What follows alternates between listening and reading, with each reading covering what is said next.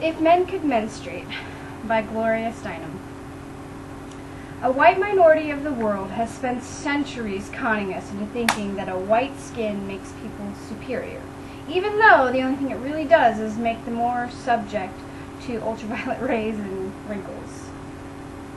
Male human beings have built a whole culture around the idea that penis envy is natural to women, though having such an unprotected organ might be said to make men vulnerable, and the power to give birth makes womb envy at least logical. In short, the characteristics of the powerful, whatever they may be, are thought to be better than the characteristics of the powerless, and logic really has nothing to do with it now. What would happen, for instance, if suddenly, magically, men could menstruate and women could not? The answer is clear. Menstruation would become an enviable, boast-worthy, masculine event. Men would brag about how long and how much. Boys would mark the onset of menses that longed for proof of manhood with religious ritual and stag parties. Congress would fund a National Institute of Dysmenorrhea to help stamp out monthly discomforts. Sanitary supplies would be federally funded and free. Of course, some men would still pay for the prestige of commercial brands, such as John Wayne tampons, Muhammad Ali's rope-a-dope pads, Joe Namath's jock shields, for those light bachelor days, and Robert Beretta Blake maxi pads. Military men, right-wing positions, and religious fundamentalists would cite menstruation as menstruation, as proof that only men could serve in the army. You have to give blood to take blood. Occupy political office? Can women be aggressive without steadfast cycle that governs by the planet Mars? Be priests and ministers? How could a woman give her blood for our sins? Or rabbis? Without the monthly loss of impurities, women remain unclean. Male radicals, left-wing politicians, mystics, however, would insist that women are equal, just different, and that any woman could enter their ranks if she were willing to self-inflict a major wound every month. You must give blood for the revolution. Recognize the preeminence of menstrual issues, or subordinate her selfness, to all men in their cycle of enlightenment.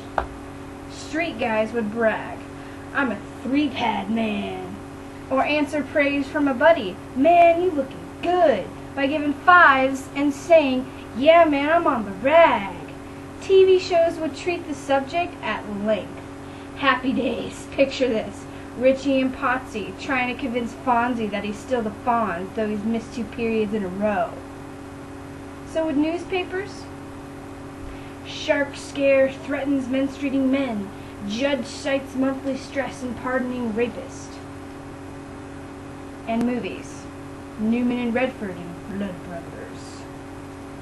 Men would convince women that intercourse was more pleasurable at that time of the month. Lesbians would be said to fear blood and therefore life itself, though probably only because they needed a good menstruating man. Of course, male intellectuals would offer the most moral and logical arguments. How could a woman master any discipline that demanded a sense of time, space, mathematics, or measurement, for instance, without that inbuilt gift for measuring the cycles of the moon and the planets, and thus for measuring anything at all? In this rarefied fields of philosophy and religion, could women compensate for missing the rhythm of the universe? Or for their lack of symbolic death and resurrection every month? Liberal males, in every field, would try to be kind. The fact that these people have no gift for measuring life or connecting to the universe, the liberals would explain, should be punishment enough. And how would women be trained to react? One can imagine traditional women agreeing to all the arguments with a staunch and smiling masochism. The ERA would force housewives to wound themselves every month. Phyllis Schlafly, your husband's blood is as sacred as that of Jesus, And so sexy, too. Maribel Morgan. Reformers and queen bees would try to imitate men and pretend to have a monthly cycle. All feminists would explain endlessly that men, too, needed to be liberated from the false idea of Martian aggressiveness, just as women needed to escape the bonds of Menzies envy. Radical feminists would add that the oppression of the non-menstrual was the pattern for all other oppressions. Vampires were our first freedom fighters. Cultural feminists would develop a bloodless imagery in art and literature. Social feminists would insist that only under capitalism would men be able to monopolize menstrual blood. In fact, if men could menstruate, the power justifications could probably go on forever, if we let them. Thank you.